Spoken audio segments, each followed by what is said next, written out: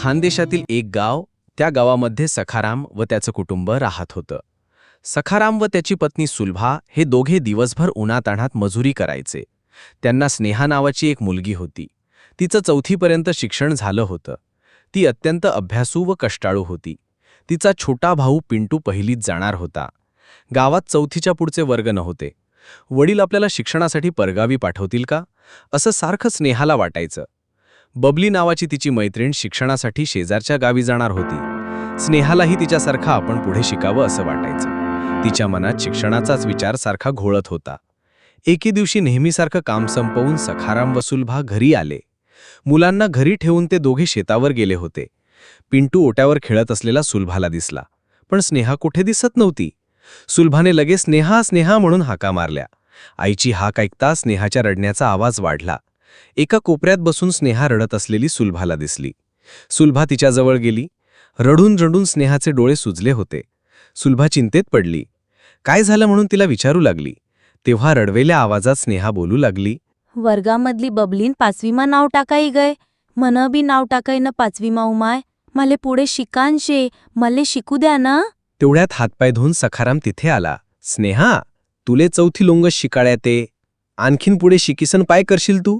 आपली परिस्थिती अशी गरिबीतीनी परगावले कसं धाडू तुले. यष्टीमा ये झान करणी पडीन.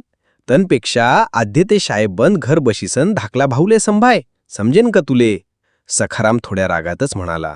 दादाले सांग न उमाय, मले 5वीमा जाऊ द्या, शिकू द्या.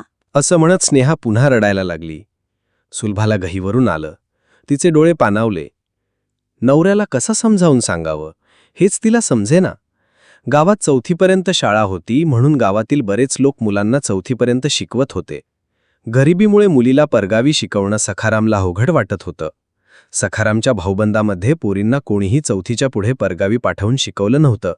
त्यामुळे तोही त्यांचाच कित्ता गिरवणार होता. त्याचा निर्णय पक्का होता.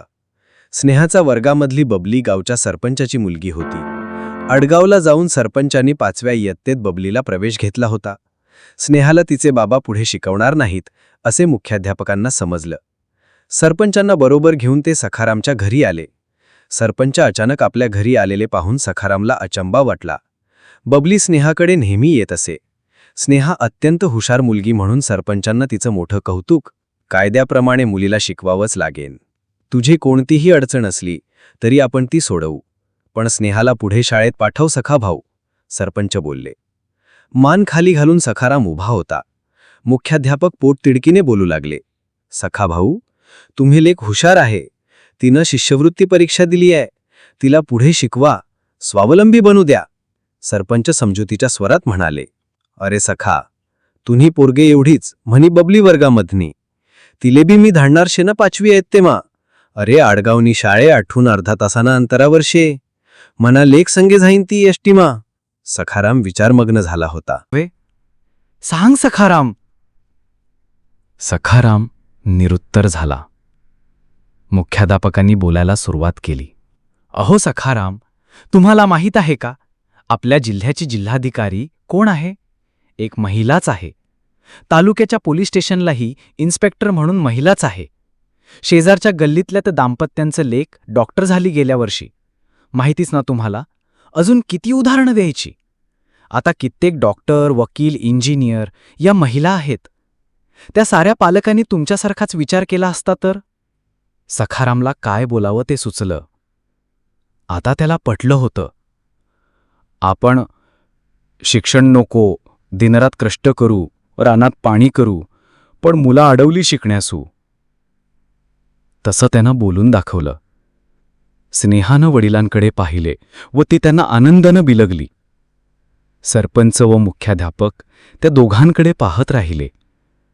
स्नेहाचा चेहरा आनंदानं फुलला होता. मुलांनो, आता आपण पाठातील शब्दार्थ पाहूयात. 5वीमा म्हणजे 5वीला. 4थी लोंग म्हणजे 4थीपर्यंत. आंडेरले म्हणजे मुलीला. अचंबा म्हणजे आश्चर्य. मन्ही म्हणजे माझी.